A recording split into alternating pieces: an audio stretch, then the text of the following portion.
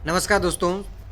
अगर आपने प्रधानमंत्री आवास योजना के तहत घर बनाने के लिए आवेदन किया है या आपका नाम पहले से ही लिस्ट में है, तो आज का ये वीडियो आपके लिए बहुत ज़रूरी है, क्योंकि सरकार ने पीएम आवास योजना का सत्यापन शुरू कर दिया है और इस सत्यापन में 12 तरह के लोगों का नाम लिस्ट से हटाया जा रहा है, यानी उन्हें अपात्र किया जा रहा है।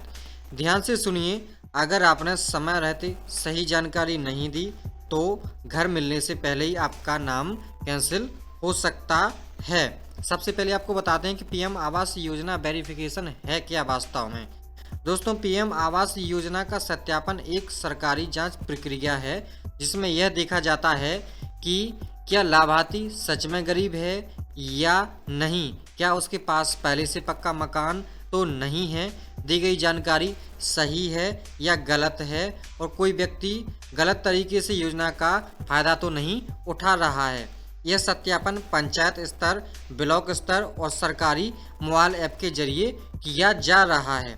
सत्यापन क्यों शुरू किया गया, इसकी भी मैं जानकारी दे दूं। सरकार को लगातार शिकायतें प्राप्त हो रही थी कि कुछ लोग गलत जानकारी दे करके आवेदन कर रहे हैं, जिनके पास पहले से ही मकान है वो भी लाभ उठा रहे हैं और असली गरीब परिवार योजना से वंचित रह रही हैं। इसलिए सरकार ने साफ फैसला किया है कि अब घर उसी को मिलेगा जो 100% पात्र होगा, और घर घर जाकर यह सत्यापन का कार्य किया जा रहा है। अब मैं आपको बता दूं कि वो कौन से व्यक्ति हैं, वो कौन सा क्राइटेरिया है जिनको बाहर किया जा रहा है, अपात्र किया जा रहा है। क्या आप भी तो उस कैटेगरी में नहीं हैं? तो सुनिए वो 12 प्रकार की अपात्रता के बिंदु कौन से हैं। तो सबसे पहला बिंदु है जिनके पास पहले से पक्का मकान है। दूसरा बिंदु है जिनके नाम पर 4 पहिया वाहन है। अब 4 पहिया वाहन में मैं आपको एक चीज़ यहाँ सुनिश्चित कर दूं कि अगर उसके पास ट्रैक्टर है तो ट्रैक्टर को इस योजना के अंतर्गत पात्र माना जाता है, लेकिन ट्रैक्टर के अलावा उसके पास कार या और कोई भी वाहन है तो उसको अपात्र कर दिया जाएगा। 2 पहिया वाहन, कई राज्यों में 2 पहिया वाहन के लिए अपात्र घोषित किया गया, लेकिन कई राज्यों में यह नियम लागू हो गया है कि जिनके पास मोटरसाइकिल है उनको भी अपात्र की श्रेणी में नहीं रखा जाएगा, वो भी पात्र माने जाएंगे। इसके बाद चौथा है आपका सरकारी नौकरी वाला परिवार, यानी कि अगर आप सरकारी गवर्नमेंट जॉब करते हैं तो आपको अपात्र कर दिया जाएगा। 5वां है इनकम टैक्स भरने वाला परिवार, जिनका अगर कोई व्यक्ति आपका परिवार का इनकम टैक्स देता है, परिवार का मतलब है पति पत्नी और उसके बच्चों से, अगर इनकम टैक्स देता है तो वो भी अपात्र माने जाएंगे। ज़्यादा कृषि भूमि, यानी कि जिसके पास 5 एकड़ से ज़्यादा ज़मीन है वह भी अपात्र माना जाएगा। इसके बाद शहरी क्षेत्र में मकान या प्लॉट होने पर भी आपको अपात्र कर दिया जाएगा। इसके बाद अगला है 8वां बिंदु, महंगे घरेलू सामान। अब महंगे घरेलू सामान का मतलब है कि आपके घर में अगर एसी, फ्रिज, वॉशिंग मशीन और पक्का फर्नीचर भी है तो आपको अपात्र कर दिया जाएगा।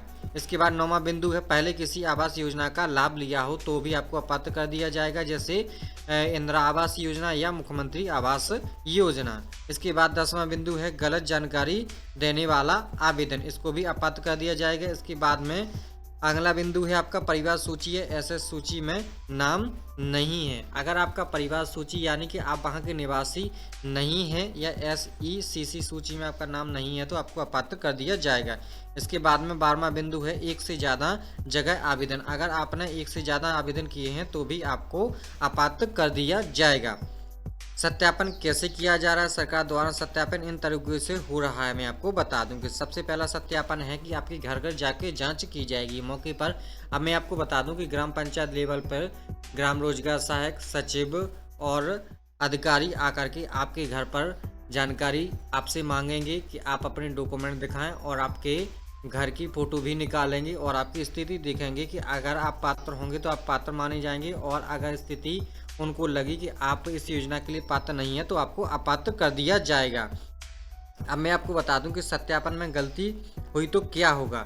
अगर जांच में पाया गया कि जानकारी गलत है या संपत्ति छुपाई गई है तो आपका नाम लिस्ट से हटेगा। भविष्य में दोबारा आवेदन मुश्किल है और हो सकता है कि जुर्माना भी लग सकता है।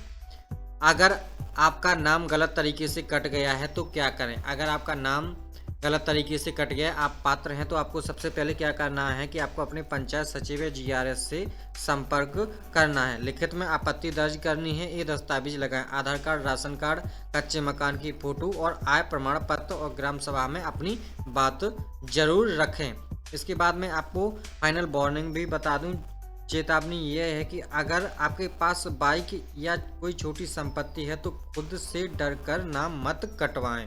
यानी कि यह आपके लिए बहुत ही ध्यान रखने वाली बात है कि अगर आपके पास छोटी सी संपत्ति है, बाइक है, तो आपको नाम नहीं कटवाना है, क्योंकि मैंने बता दिया है कि कई राज्यों में जो अपात्रता के बिंदु हैं वो अलग अलग कैटेगरी में बांट दिए गए हैं। दोस्तों, पीएम आवास योजना का सत्यापन चल रहा है और एक छोटी सी गलती आपका सपना तोड़ सकती है, इसलिए वीडियो को पूरा देखें और गांव के हर व्यक्ति के पास यह जानकारी शेयर करें और वीडियो को सब्सक्राइब करें और वीडियो को अधिक से अधिक शेयर जरूर करें। धन्यवाद।